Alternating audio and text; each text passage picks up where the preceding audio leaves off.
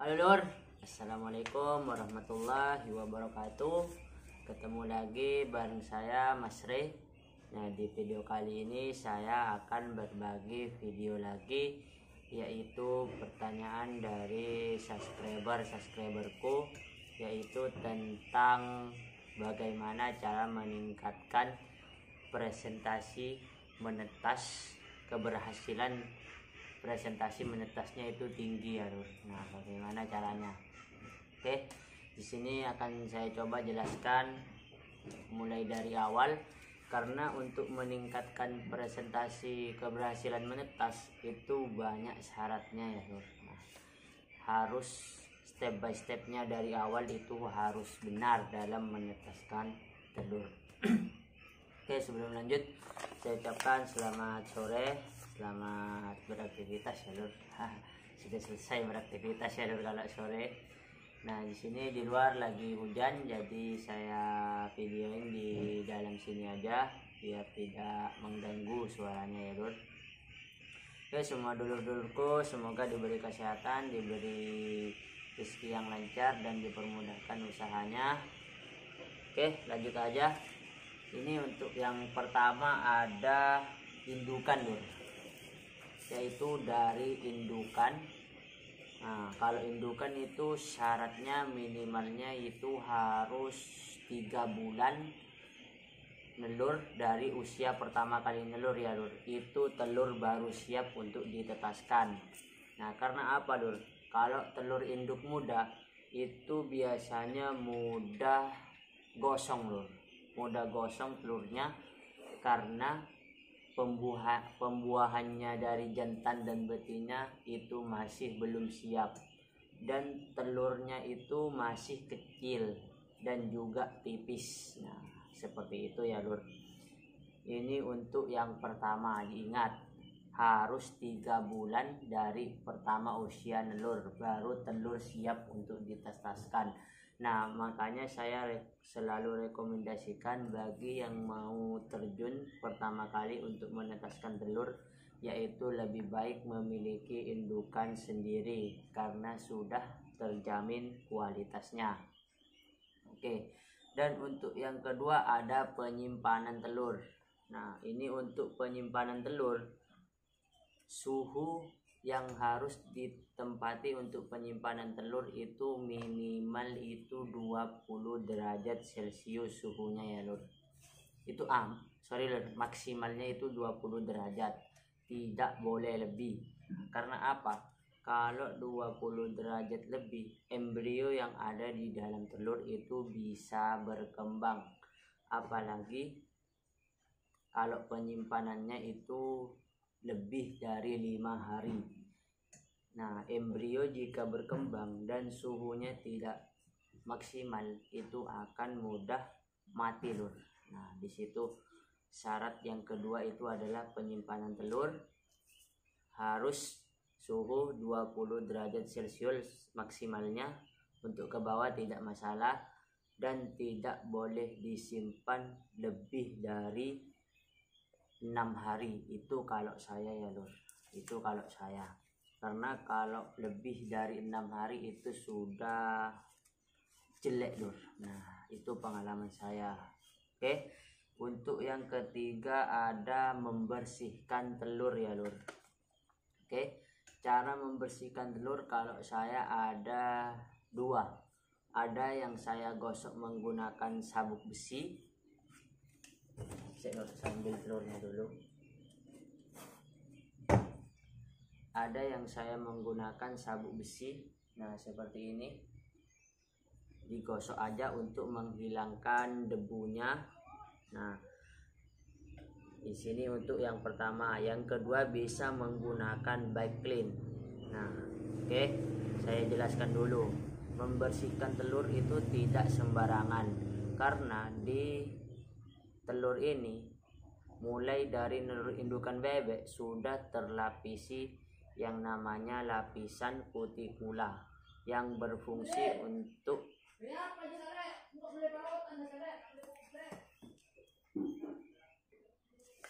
Lur, ada gangguan, yaitu terlapisi lapisan kutikula yang sudah alami dari indukan bebek yang berfungsi untuk melindungi dari bakteri yang dapat menginfeksi telur bebek ya lur. Nah oke, makanya digosok menggunakan sabuk besi hanya untuk menghilangkan debu-debunya seperti ini. Nah itu masih belum merusak lapisan kutikula. Nah seperti itu. Dan untuk kalau dicuci pakai backlin aman karena itu bisa mengganti lapisan kutikulanya, jadi agak steril. Nah itu dua caranya untuk membersihkan telur. Nah untuk caranya, jika penyimpanan itu 6 hari, jadi setiap harinya harus sudah digosok ya lur. Nah jadi biar kotorannya itu hilang. Kalau lama kelamaan telur bisa terinfeksi kotoran yang dari kandang. Jadi nelur per hari itu dibersihkan, disimpan. Nah itu aman. Nah oke, itu untuk yang ketiga ya lur. Dan yang keempat itu ada kebersihan mesin tetas, yaitu kebersihan mesin tetas untuk yang sudah menetaskan telur. Itu kan pasti ada bau ya lur dari lendir-lendirnya telur yang sudah menetas, baik itu lendir atau telur-telur cairan yang meletus itu lur kalau sudah menetas ya lur. Nah di situ kalau bau-bau biasanya banyak terinfeksi bakteri ya lur. Nah di situ saya sarankan kalau bisa buat 2 mesin penetas ya bagus. Satu untuk menetaskan telur dan satu hanya untuk sebagai wadah untuk menetasnya telur, yang satu hanya untuk mesin penetasnya ya lur, tidak untuk tempat menetas. Itu namanya hatcher dan apa itu ya lur, tidak tahu saya lur. Pokok ada 2 kayak gitu kalau kalian mampu. Kalau saya ya enggak, biasa aja lah kayak gini, menetas menyimpannya di sini, menetasnya di sini. Dengan syarat kalau sudah menetas saya semprot menggunakan cairan disinfektan berupa backlin atau formalin. Nah sehingga penetasannya itu bisa steril dan bersih dari bakteri. Itu yang keempat. Terus yang kelima ada suhu dan kelembapan. Oke, suhu dan kelembapan. Oke, saya akan menjelaskan suhu itu. Kalau suhu itu bergradasi ya lur. Pertama kali naruh itu kalau saya settingnya itu di angka 38,5 dan berubah seiring bertambahnya usia telur ya lur.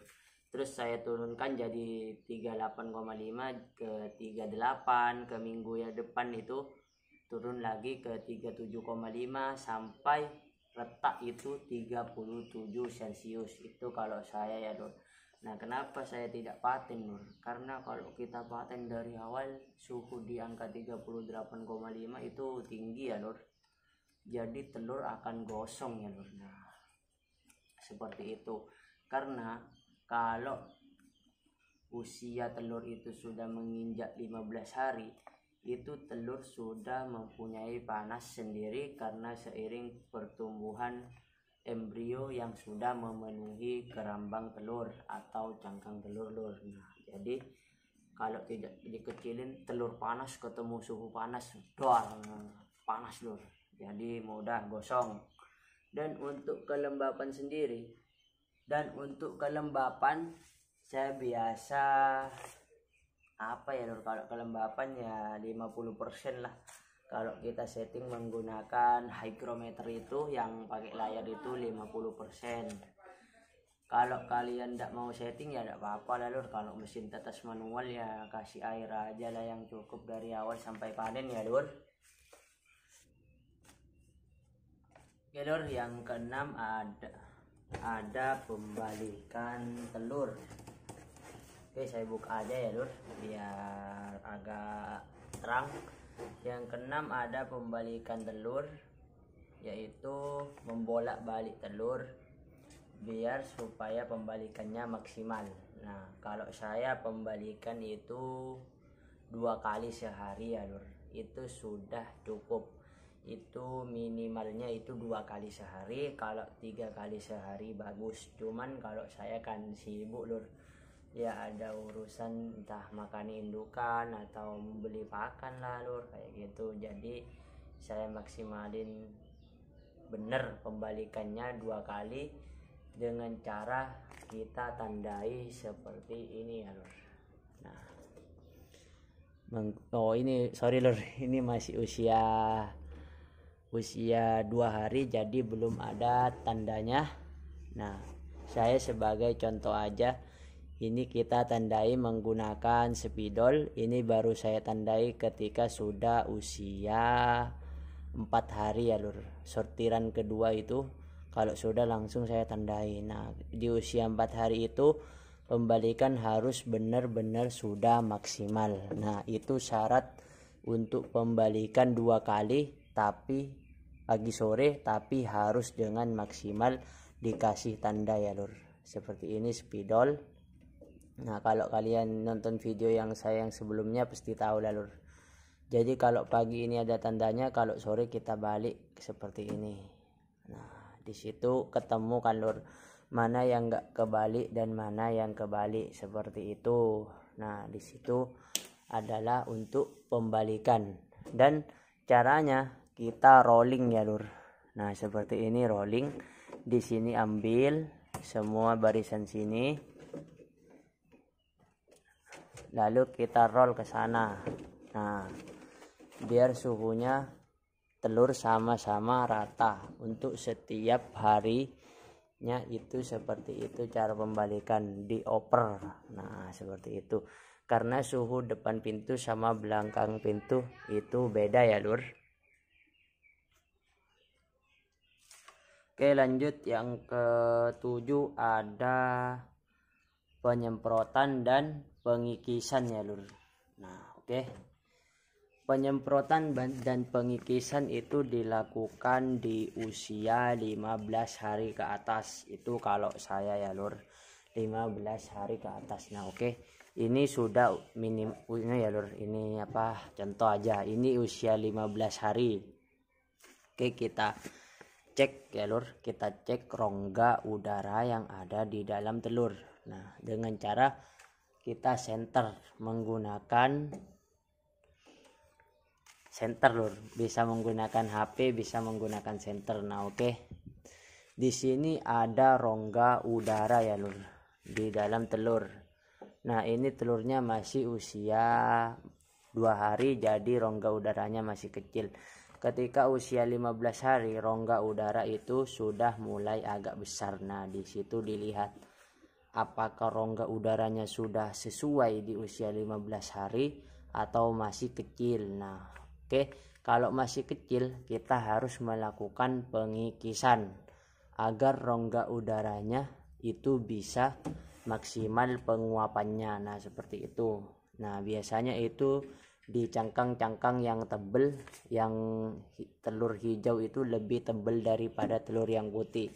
Itu biasanya telur lokal. Nah, di situ kita harus melakukan pengikisan.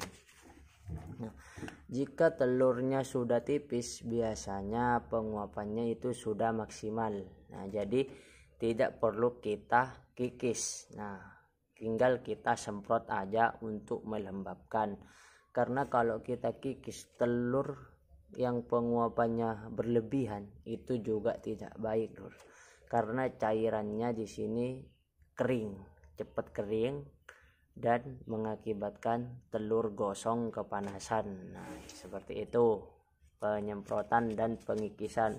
Jadi kalian harus benar-benar paham ya lur, jangan asal semprot, jangan asal mengikis.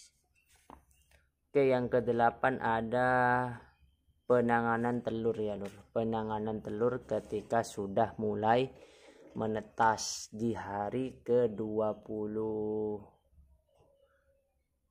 sampai ke 26 itu biasanya sudah mengalami peretakan. Nah, oke.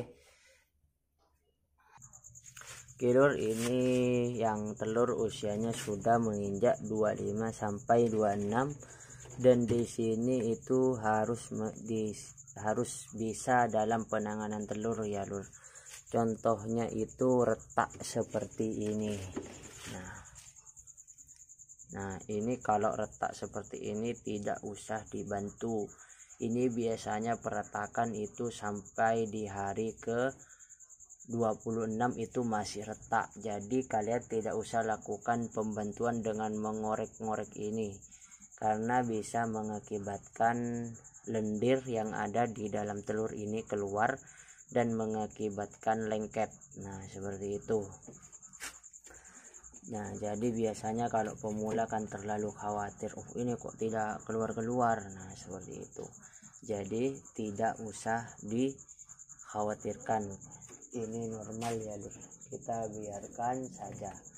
Oke, untuk di hari ke-26 itu biasanya sudah mulai keluar ya lur, anakan bebeknya sudah mulai keluar. Nah di situ di hari ke-28 itu sudah maksimal ya lur. Nah oke, untuk lebih jelasnya kalian simak saja di video penanganan telur di usia 26, 27 sampai 28. Nah, di sana sudah jelas untuk penanganan telur supaya bisa meminimalisir kematian embrio yang ada di dalam telur. Nah, oke. Itu saja info dari saya mengenai peningkatan presentasi keberhasilan mentas. Kurang lebihnya saya mohon maaf. Bagi yang belum mengerti silahkan pin aja di komentar. Semoga videonya bermanfaat. Terima kasih. Wassalamualaikum warahmatullahi wabarakatuh.